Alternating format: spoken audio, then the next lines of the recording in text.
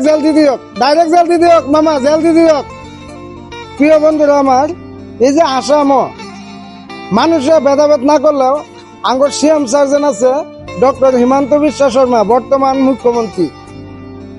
তো নিউজের মধ্যে বেলেগ ভাষণ দেওয়া বাদ দিয়া 2 দিন বাদে বাদে ওই ঘুরে গেলে ট্রফিক আঁকড়ে নিয়ে হিন্দু মুসলিম।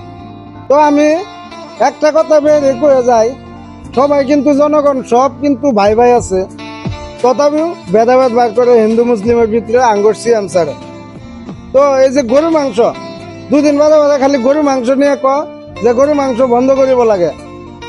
গরু মাংস একটু বন্ধ করে দিম, ওয়ার্ল্ড টোটালি বন্ধ করে দিম। যদি গরু মাংস বন্ধ করিলে যদি অসমত শান্তি আহে, শান্তির কারণে আমি যিকোনো কৰিব পাৰো। গরু মাংস বন্ধ কৰিব লাগে, আমি বন্ধ কৰি দিম। আপোনালোকক আমি নকওঁ যে এইটো আপোনালোকে খাব নোৱাৰিব, সেইটো খাব নোৱাৰিব, এনেকুৱা আমি নকওঁ। আমি মুছলমান মানুহ, আমি শান্তি বিচাৰো, অশান্তি নিবিচাৰো।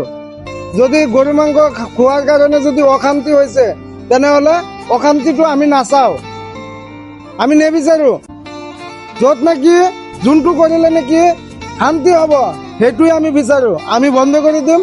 আৰু অনুৰোধ জনাইছো মুছলমান সমাজক যে আপোনালোকে অন্তত 4-5 মাহ গরু মাংস নাকাটিব, বজাৰতে কি ঘৰতে কি আপোনালোকে এইটো বন্ধ কৰক।